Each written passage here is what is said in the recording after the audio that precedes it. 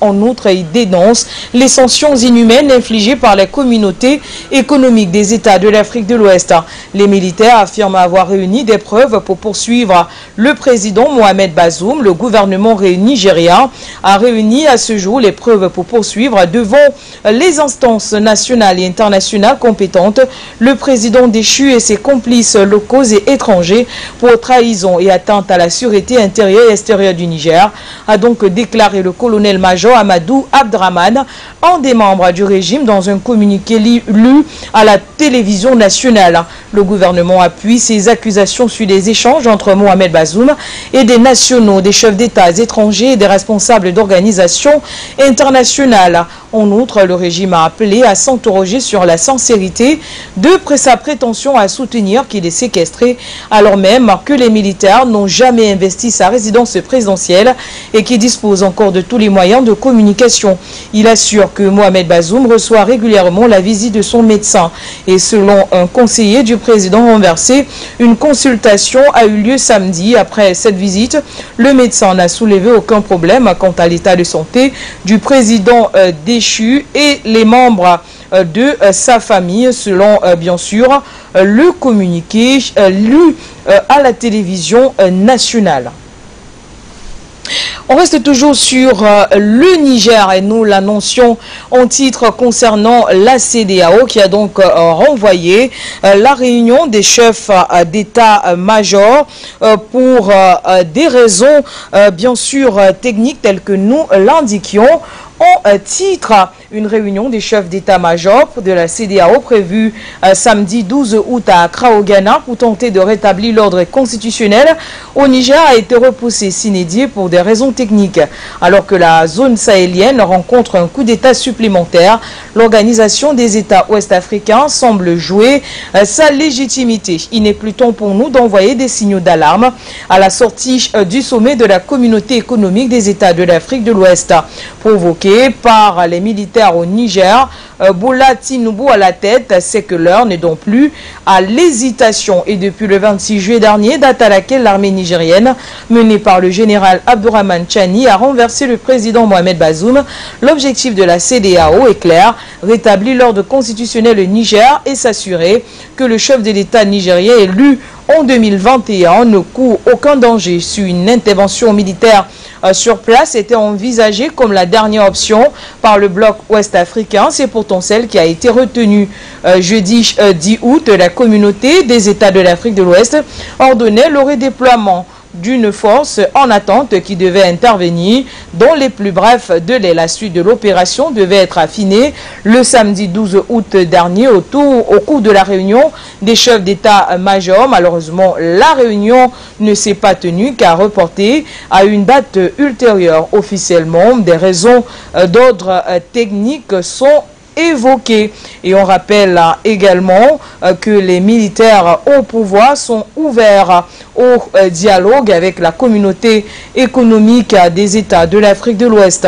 C'est ce qui en ressort des déclarations faites à la presse dimanche dernier par le chef du groupe pour la lutte contre les hérésies et l'établissement de la Sunna, Abdoulaye Balalo, après sa rencontre avec Abdourahmane Tchani au Niger, accompagné d'une délégation conjointe de la confrérie Tidjaniya du Nigeria. Et donc il a ajouté qu'Abdourahmane Tchani avait consenti lors de la réunion à dialoguer avec la communauté économique des États de l'Afrique de l'Ouest, affirmant que Tchani n'a pas spécifié les dates de ces discussions, mais a affirmé qu'il était toujours ouvert au dialogue.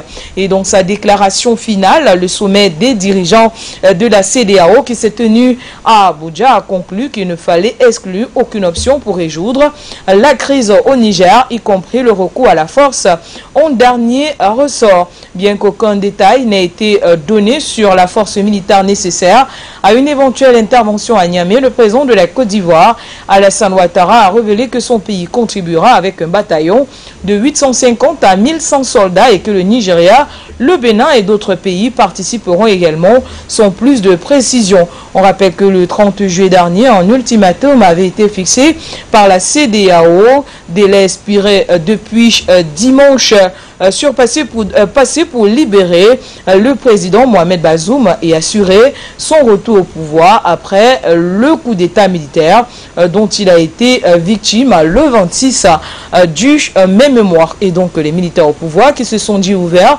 au dialogue sans préciser la date prévue pour les dites discussions.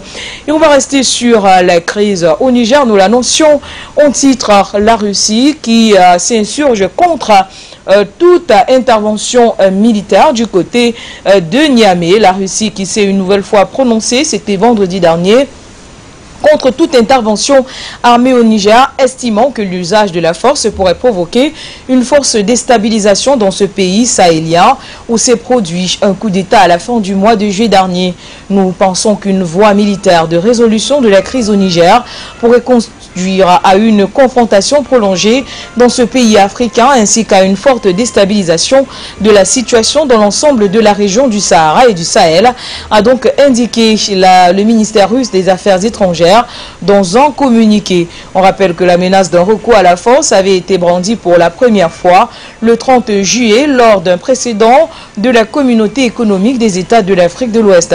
Un ultimatum de 7 jours a également été lancé aux militaires de Niamey pour établir le président Bazoum sous peine d'intervention armée.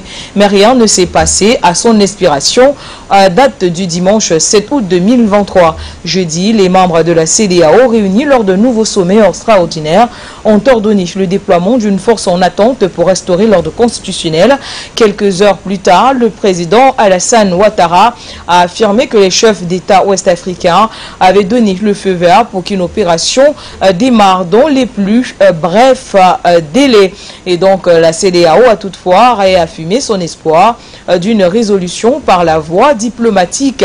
Et c'est donc à l'issue du sommet d'Abuja, le président du Nigeria, Bola Tinubu, qui a assuré la présidence tournante de la CEDEAO, a dit espérer parvenir à une solution pacifique, ajoutant qu'un recours à la force en dernier ressort n'était donc pas exclu. On va rester sur cette actualité concernant la sortie de la ministre étrangère des Affaires étrangères russe qui s'insurge contre bien sûr l'intervention militaire du côté du Niger, évoquant une forte déstabilisation dans ce pays du Sahel et même dans l'ensemble du Sahel. On va donc recevoir un invité, il s'agit de Gamal Abina. Bonsoir Gamal Abina. Et voilà donc la sortie de la ministre des Affaires étrangères de la Russie qui affirme qu'une intervention, une quelconque intervention militaire pourrait donc créer une forte déstabilisation du côté du Niger. Quelle analyse faites-vous de ces propos affirmés voilà, par la ministre des Affaires étrangères russe? Bonsoir à vous, une fois de plus, Gamal Abina. Bonjour, merci pour l'invitation. Donc, on apprend aujourd'hui que la Russie, évidemment, comme c'était évident, s'oppose à l'intervention militaire. Logiquement, le discours développé par Poutine depuis quelques années maintenant, et surtout depuis l'accélération l'année dernière de sa guerre en Ukraine, c'est un discours qui est très clair, qui dit simplement que les différentes interventions qui ont eu lieu en Libye, évidemment, on s'en souvient, en Irak, bien évidemment, en Somalie, parce qu'on oublie la Somalie, on oublie un peu souvent que la Somalie est un État martyr aussi, qui a été divisé en 4 micro-États. Toutes les interventions militaires voulues par l'Occident et par les États-Unis en particulier, particulièrement la dernière en 2003, face à Saddam Hussein, qui n'était même pas mandaté par l'ONU, toutes ces interventions ont conduit à la déstabilisation chronique, la déstabilisation permanente de la région. J'en veux pour preuve que la Somalie est détruite depuis un peu plus de 20 ans, 30 ans maintenant, que le Soudan est en guerre civile. Évidemment que la Libye, après l'intervention de 2011 avec l'assassinat de Kadhafi le 20 octobre 2011, est en instabilation chronique, puisqu'il y a le pays est quasiment divisé en 3 entités, la Cyrénaïque, la Tripolitaine et le Fezzan, donc en gros Tripoli, de l'autre côté Benghazi, puis le sud de la Libye avec les Toubous. Donc tous ces éléments-là ont fait que la destruction des différentes régions d'Afrique par les interventions américaines et au Moyen-Orient, dernièrement encore avec la Syrie, a conduit à ce que une instabilation chronique, une dissémination de ce qu'on appelle aujourd'hui le djihadisme terroriste dans la région, particulièrement dans la région du Sahel, a conduit effectivement à une instabillisation générale dans dans une partie du continent africain. Donc Poutine s'oppose énergiquement à l'intervention étrangère, donc la CEDEAO bien évidemment, mais pas seulement, française ou autre, parce qu'il considère qu'effectivement ce serait donner raison à une politique néocolonialiste qui conduit tout le temps, à chaque fois, des États à tomber dans les guerres ou des confrontations entre États, enfin une catastrophe. Donc aujourd'hui, les Russes restent droit dans leur boîte, puisqu'ils disent qu'il ne faut pas d'intervention militaire. Ils considèrent que cette affaire doit être réglée entre Nigériens, et ils ont raison là-dessus, et ils considèrent qu'un État souverain ne peut pas être envahi par d'autres États qui seraient limitrophes. Tout cela pour dire que ça fait suite aux différentes positions extrêmement courageuses de la part du Mali, par exemple, de la part du Burkina, de la Guinée, même de l'Algérie qui a dit qu'elle s'opposait à l'intervention militaire. On est dans un monde multipolaire dans lequel, effectivement, aujourd'hui, les États-Unis ne peuvent plus, comme ils l'ont fait pendant 30 ans, intervenir où ils veulent, que ce soit au Panama, que ce soit en Irak, que ce soit en Syrie ou je ne sais, de façon vraiment autoritaire, de façon dictatoriale, quasiment sans avoir un mandat de l'ONU, qui déjà peut être discuté, mais tout de même un mandat au moins international. Eh bien, les États-Unis ne sont plus autorisés à intervenir n'importe où, tout comme l'Occident et tout comme des pays qui seraient téléguidés par l'Occident pour créer une instabilisation chronique dans certaines régions. La région sahélienne n'a pas besoin de ça, il y a déjà des problèmes avec le terrorisme. On ne peut pas rajouter au terrorisme des confrontations d'État à État. C'est la position que Poutine adopte, elle est cohérente, elle tient depuis un an sur un principe sain de dire que les nations sont souveraines et qu'on ne peut pas évidemment leur retirer cette souveraineté au motif que les dirigeants qui sont au pouvoir, qui sont d'ailleurs semble-t-il supportés par leur population, ne plaisent pas à l'Occident. L'autre aspect évidemment qu'on pourrait opposer à Poutine simplement, c'est de dire que lui-même a envahi une nation souveraine. Alors on peut rétorquer qu'il avait demandé une négociation directe à l'époque en 2014, que les accords de Minsk ont été signés et respectés par la partie russe et ukrainienne pour eux, et n'ont pas été respectés par l'autre partie. Donc c'est parce qu'il y a des accords qui ont été violés que les Russes sont intervenus. Mais là, encore une fois, ils interviennent pour défendre une minorité russe qui considère comme étant, évidemment, pro-russe, qui est plutôt leur frère directement, les Ukrainiens étant effectivement considérés aussi comme des peuples slaves. Donc c'est vrai que ces oppositions peuvent être opposées à M. Poutine, il n'en demeure pas moins qu'aujourd'hui, on a un président qui prend une position claire, nous ne pouvons pas plus intervenir dans les affaires intérieures d'un pays, quel qu'il soit, et quel que soit le régime, s'il vous plaît ou pas. Merci donc à vous, Gamal Abina. Rendez-vous dans nos prochaines éditions d'information. Alors qu'on va rester dans le Sahel pour cette fois parler du Mali et de la MINUSMA avec l'armée qui s'est emparée d'une base des forces onusiennes courtisées par des groupes rebelles.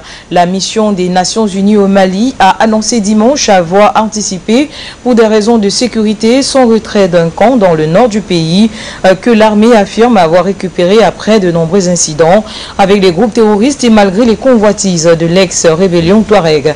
La MINUSMA a donc anticipé son retrait de Ber en raison de la dégradation de la sécurité dans la zone et des risques élevés que cela fait peser sur nos casques bleus, explique-t-elle dans un message sur X, anciennement Twitter, sans précision sur la date de départ initiale et les effectifs. Elle invite par ailleurs les différents acteurs concernés à s'abstenir de tout acte qui pourrait davantage compliquer l'opération. Le départ de Ber des casques bleus burkinabés qu'il occupait était programmé dans le cadre du retrait de la MINUSMA d'ici à la fin de l'année de ce pays, avec un premier départ intervenu le 3 août à Ogosagou, au centre que l'armée, dans un communiqué publié dimanche soir, affirmait avoir contrôlé depuis. Un fossé s'est donc creusé avec les militaires que la CMA accuse de remettre en cause l'accord de paix d'Alger de 2015 qu'elle a signé avec Bamako. La CMA reproche aussi aux militaires d'avoir fait approuver en juin une nouvelle constitution compromettant, selon elle, cet accord. Dans un nouveau signe de tension, elle a dit vendredi avoir repoussé une attaque complexe menée par les Fama et Wagner, dont un communiqué publié le même jour sans bilan. Elle avait annoncé jeudi le départ de Bamako de tous ses représentants pour des raisons de sécurité, creusant davantage le fossé avec les militaires qu'elle accuse remettre en cause l'accord d'Alger. Les militaires, de leur côté, ont fait de la souveraineté leur mantra depuis qu'ils ont pris la tête du pays, rompu l'alliance avec la France et partenaient contre le djihadisme pour se tourner militairement et politiquement vers la Russie. On rappelle aussi que le Mali est en proie depuis 2012 à une crise sécuritaire profonde de partie du Nord qui s'est propagée propagée au centre du pays, ainsi qu'au Burkina Faso et au Niger voisin. La MINUSMA affirme appliquer ainsi la décision prise en fin juin par le Conseil de sécurité de l'ONU de mettre un terme immédiat à la mission déployée depuis 2013 à la demande des militaires arrivés au pouvoir en 2020. Le retrait de quelques 11 600 soldats et 1500 policiers de dizaines de nationalités doit s'échelonner jusqu'au 31 décembre. L'armée malienne affirme que dans le cadre du processus de rétrocession des emprises de la MINUSMA, elle a pris possession du camp Bert dimanche 13 août aux environs de 8h30 après de nombreux incidents ayant émaillé le mouvement de ces unités. Dans un communiqué lu dimanche soir sur le chemin menant à Bert pour récupérer son camp, elle rapporte divers incidents avec les groupes armés terroristes, dont une tentative d'incursion dans le dispositif et des tirs de harcèlement contre ses troupes vendredi et d'autres affrontements ayant fait au total 6 morts et 4 blessés, peut-on lire dans ce communiqué. On va rester sur cette actualité et recevoir le deuxième invité de ce journal. Il s'agit d'Issa Diawara. Bonsoir à vous, Issa Diawara. Et voilà donc le communiqué annoncé par l'armée malienne avoir pris possession d'un camp qui appartenait bien sûr à la MINUSMA et qui est revendiqué par un groupe d'anciens rebelles. Alors l'armée qui a décidé de faire main basse voilà, sur tous ces territoires occupés par la MINUSMA. On va aussi dire, Issa Diawara, que la page MINUSMA est complètement fermée du côté du Mali, même si on attend bien sûr le départ effectif de ces forces onusiennes. Et en attendant, le problème avec les groupes armés se pose puisqu'ils revendiquent cette partie du pays qui a été récupérée par l'armée. Bonsoir, Issa Diawara. Bonsoir à vous, madame. Mes salutations à tous ceux qui sont en train de nous suivre. Les groupes armés revendiquaient cette partie du territoire. Ça ne pourra dépendre peut-être que de la faiblesse, en tout cas, des présupposés de l'État malien. Aujourd'hui, l'État malien n'est pas faible. C'est qu'ils confondent en réalité passé. Le temps passé, quand on signait cet accord, le Mali était en position de faiblesse. Aujourd'hui, nous avons un Mali qui a retrouvé, en tout cas, une force, qui a retrouvé une puissance. Donc, je ne pense pas que le Mali soit celui qui doit se laisser dicter, en tout cas, des orientations où s'installer ou ne pas s'installer par quelques bandits armés qu'on avait fait transférer ici à des fameux groupes rebelles. Parce qu'en fait, la rébellion est une tricherie. Il n'existe pas de rébellion. Tout individu qui prend une arme contre l'État, contre de paisibles citoyens, est un terroriste, c'est un acte terroriste. Je ne crois pas que si c'est à l'Occident, ils vont les traiter des rebelles et qu'ils vont exiger de signer un accord, je ne sais pas, pour la paix et quoi. Et ça fait à peu près 10 ans qu'on est dans cette chose et il était temps que les choses bougent. Il s'agit bien sûr de la localité de Bert. La localité de Bert se trouve aux confins, bien sûr, de la grande ville de Tombouctou. C'est-à-dire c'est dans les environs de Tombouctou. C'est une localité qui était contrôlée jusque-là par les fameux groupes rebelles qu'ils appellent ici la SEMA. La SEMA, c'est une coalition de mouvements, je ne sais pas, d'Azawati. Quels sont ces mouvements? Ce sont les mouvements venus de la Libye avec armes et matériel délivré par l'Occident, et des gens qui sont venus s'installer, occuper une bonne partie du Mali, qui ont précipité, qui sont à l'origine du coup d'État de 2012, parce que l'armée n'avait pas compris, donc ensuite qui sont aussi à l'origine, en tout cas de la venue des bases françaises, parce que s'ils n'étaient pas venus avec armes et bagages, et la France leur aurait même confié la localité de Kidal. Donc, obliger l'armée malienne, au temps du président Ibrahim Boubacar Keïta, à signer un accord, un soi-disant accord pour la paix, mais qui n'a jamais apporté une paix. Et il est question aujourd'hui, je parle de la MINUSMA, de certaines emprises. Et la localité de Bert était bien sûr occupée par la MINUSMA et ses groupes rebelles. Il n'est plus question de laisser en tout cas une emprise de la MINUSMA à des groupes rebelles. Il est dû dans l'accord d'Alger. Et il y a un volet DDR. DDR, c'est la démobilisation des rebelles et leur réinsertion. Donc, les rebelles sont censés, s'ils sont tolérés jusque-là, les fameux rebelles, c'est parce qu'il y a encore cet accord, ce fameux accord pour la paix, en tout cas d'Alger. qui doit être respecté. Et cet accord exige des rebelles une démobilisation totale et bien sûr leur désarmement et après leur incorporation, leur réintégration, bien sûr, au sein de l'armée malienne. Pour ceux qui n'ont pas commis certaines atrocités. Et c'est comme ça que l'accord s'est fait. Donc, la MINUSMA a quitté ces fameux rebelles, en tout cas, ont voulu occuper cette position stratégique. Parce que la localité de Berne se trouve bien sûr au carrefour entre le Mali, la Mauritanie et l'Algérie. Il y a des pistes qui mènent bien sûr dans tous ces pays. Donc l'armée malienne tient à contrôler parce qu'il s'agit du territoire malien. Et ce n'est pas des rebelles qui ont fait venir la MINUSMA. La MINUSMA n'est pas venue en tout cas à travers un mandat, en tout cas d'un groupe rebelle. C'est l'État malien qui a autorisé, bien sûr à l'époque, c'est la France qui nous occupait, qui en tout cas qui est censé autoriser la présence de la MINUSMA au Mali. Donc si la MINUSMA doit partir, ces emprises iraniennes doivent bien sûr à l'État malien et non à quelques groupes terroristes, à quelques groupes bandits armés. C'est pourquoi pour nous, la CEMA n'existe plus. Et tout militaire, en tout cas tout homme armé, qui veut entraver la reprise d'une position malienne par les forces armées maliennes, bien sûr est traité comme terroriste et est pris pour possible. C'est pourquoi il y a eu des combats, ils ont tenté, ces gens-là, des terroristes, ont tenté d'empêcher l'avancée de troupes maliennes. Et bien sûr, il y a l'aviation, le vecteur aérien du Mali a pu intervenir à temps. Et les avions Sukhoi du Mali et sans doute les drones de combat du Mali sont entrés en action. Et bien sûr, ont pulvérisé toutes les positions des terroristes. Et au moment où je vous parle, la localité de Berne est totalement sous contrôle de l'armée malienne. Ce n'est pas qu'on a repris une position de la MINUSMA, une base de la MINUSMA, mais en fait, le Mali a repris totalement le contrôle de la localité de Berne.